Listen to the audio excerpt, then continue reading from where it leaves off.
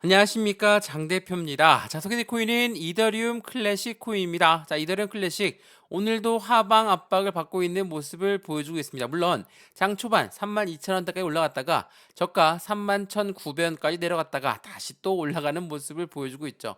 자, 근데 지금의 움직임들 의미가 있을까요? 자, 지금 비트코인도 마찬가지고 이더리움 클래식 이더리움도 마찬가지고 의미가 없다라고 판단되는 이유는 거래량이 엄청나게 줄어들었습니다. 자, 거래 대금이 없는 시점에서 작은 악재로도 작은 호재로도 엄청나게 변동성을 보여주는 게 현재와 같은 시장이다라는 거. 거래량이 없다라는 건 어떤 걸 의미합니까? 확실한 시장에서 방향성을 못 잡고 있다. 라는 부분을 판단할 수가 있죠. 근데 우리가 이러한 부분에 대한 경험이 없던 게 아닙니다. 이전에 비트코인 ETF도 나오기 전까지 엄청나게 변동성을 많이 보여줬죠. 제가 이 이야기를 왜 말씀을 드리냐면 이더리움 클래식 같은 경우 가장 큰 상승에 대한 모멘텀이 뭐가 있습니까? 이더리움 ETF가 있습니다. 자, 이 ETF라는 게 뭔지 왜 이렇게 중요한가? 이 부분 많이들 아시겠지만 ETF는 펀드입니다. 펀드이기 때문에 개인들의 자금만으로 절대 운영할 수가 없어요. 펀드를 들려고 갔는데 개인들 자금만 있습니다. 펀드 안 들죠. 고래들의 자금이 유입되기 때문에 우리가 이 펀드, ETF의 상품에 대해서 기대감을 가지고 있다라는 겁니다. 근데 그 기대감이 계속적으로 상승으로 반향성을 보여준다. 라고 한다면 개인들의 물량이 엄청나게 달라붙겠죠. 이걸 원치 않는 고래들 입장에서는 이렇게 거래량이 확실히 줄어든 상태에서 작은 움직임으로 하방 압박만 준다 하더라도 개인들의 물량은 매도로 나올 가능성이 매우 높기 때문에 제가 이더리움 클래식 영상 여러 번 찍으면서 말씀드렸는데 이더리움 클래식의 상승 모멘텀 뭐가 있습니까? 바로 이더리움이죠. 자, 이더리움의 상승 모멘텀을 그대로 이더리움 클래식 더욱더 많이 가져간다는 건 첫 번째, 머지 업데이트 때도 우리는 알 수가 있었고, 두 번째, 이번에 이더리움 ETF가 나온다는 그 부분에서도 확실한 상승에 대한 모멘텀을 이더리움 클래식이 더욱더 많이 가져갈 것이다. 더군다나 EDXM이라는 월가에서 만든 코인 거래소에도 상장될 확률이 매우 높은 게 이더리움 클래식이다. 자, 이러한 모멘텀들을 알고 있으면 그러면 매수와 매도의 대응은 어떻게 할까? 도대체 언제 올라갈까? 나는 이전에 상승력을 보였던 5만 원대 매수했는데 여전히 하방 압박을 받고 있는 현 시점에 손실 구간이 큽니다. 어떻게 할까요?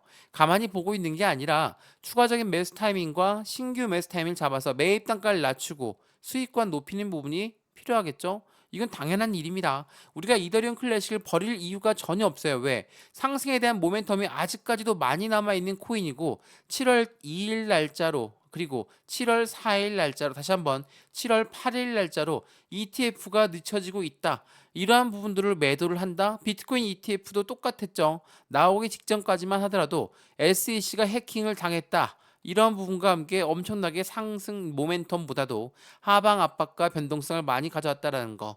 그러한 분들 먼저 판단해 보시면 너무나 좋을 것 같고요. 그래서 오늘 제 영상을 준비한 이유는 이더리움 클래식 지금도 하락하고 있고 비트코인도 하락하고 있고 전반적인 코인 시장이 다 하락하고 있는데 이제는 상승의 모멘텀이 끝난 게 아니냐. 이렇게 말씀하신 분들 많기 때문에 영상 여러 번 찍으면서 말씀드립니다. 거래대금이 지금 안 나옵니다.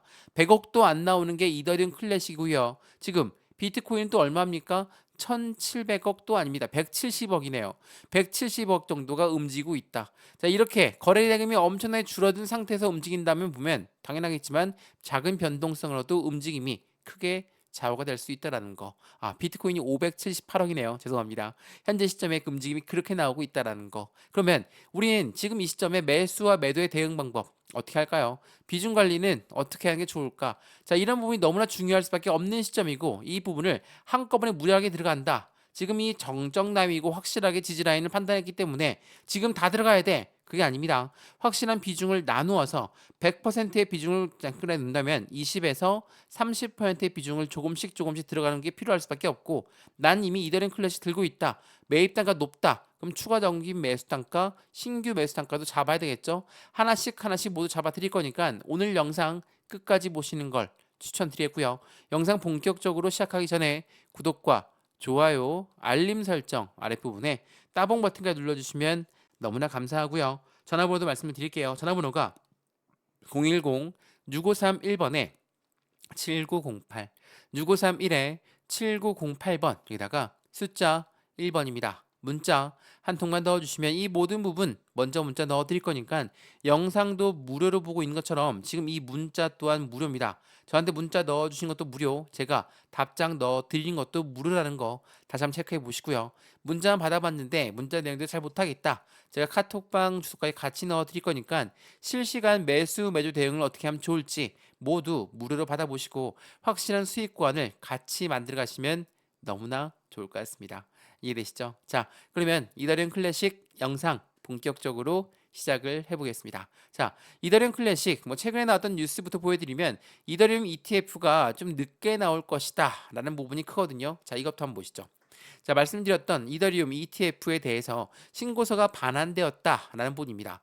SEC는 이더리움 현물 ETF 신고서를 반환했는데 7월 8일까지 수정안을 제출하도록 요청했습니다. 자, 여기서 말하는 SEC는 누굽니까? 증권위원회입니다. 증권위원회가 ETF를 승인해 준다는 것은 다들 아실 겁니다. 근데 이게 7월 4일로 예상되어 있다가 7월 8일까지 신청안을 다시 한번 수정해라 라고 얘기하게 했던 거거든요. 대대적인 수정이 아니라 굉장히 간단한 수정을 요구했던 부분이었기 때문에 크게 문제될 것이 없다라고 판단되는 게 현재 시장의 모습입니다. ETF가 안 나온다는 게 아니라 수정안을 제출한다라는 부분입니다. 조금 더 견고하게 나올 확률이 높다라는 거.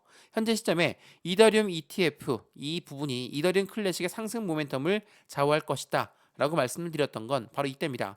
원조 이더리움 클래식은 비트코인 현물 ETF의 상장 소식에 50%의 급등력을 갖고 왔다. 이게 지난 1월 12일 날 나왔던 뉴스거든요. 자, 비트코인 ETF가 나왔는데 왜 이더리움 클래식이 상승력을 가져왔을까? 그것도 50%단 말이죠. 당연하겠지만 이더리움 ETF가 나온다는 그 기대감을 이더리움 클래식이 가져가고 있기 때문이라는 것을 다시 한번 체크해 보시면 너무나 좋을 것 같습니다. 차트만 보시더라도 이 50%의 급등했던 내역이 그대로 나와 있거든요. 언제입니까? 바로 이때입니다. 자, 거래량가에 동원하면서 엄청나게 상승력을 끌어올렸고 이때 상승했던 게 50%의 수익 구간을 만들었다. 근데 이때 이후에 하방 압박 받고 다시 한번 상승력, 다시 한번 하방 압박, 다시 한번 상승력, 하방 압박. 왜 이런 변동성을 보여주면서 움직일까? 당연하게도 이더리움 ETF가 나온다는 건 공식화되어 있습니다. 근데 이 공식화되어 있기 때문에 무조건 올라갈 거야 라고 생각한다면 개인들 물량이 엄청나게 달라붙겠죠. 그걸 원치 않는 고래들 입장에선 이 개인들의 물량은 잠재적인 매도 물량이니까 언제든지 털고 가야 돼 라고 생각하는 고래들의 물량이 있기 때문이라는 것을. 그래서 우리는 항상 이런 부분을 볼 때마다 아래 거래량을 같이 봐야 된다 라고 여러 번 말씀을 드렸죠. 자, 뭐 최근에야 엄청나게 거래량이 안 나오고 있지만 이때 보시죠. 거래량이 50% 상승률 가져왔을 때 이렇게나 거래량이 올라왔고요. 다시 한번 하방 압박이나 횡보라인 받을 때 거래량이 안 나오다가 상승력 나올 땐 또 한 번 거래량이 나오고요. 다시 한번 상승력 나올 때 거래량이 또 한 번 나왔다. 그만큼 여기에 들어왔던 고래라고 하는 색들은 추가적인 매수 시점을 계속적으로 고래가 유입되고 있다는 것을 판단할 수 있다는 거. 그만큼 매입 단가는 현저히 낮아졌겠죠. 다시 한번 반등력이 훨씬 더 높아졌을 때는 고래들 또한 수익권이 더욱더 극대화될 수 있다는 거. 이 부분을 다시 한번 체크해 보시면 너무나 좋을 것 같습니다. 제가 왜 이 말씀을 먼저 드리냐? 이것부터 한번 보시죠.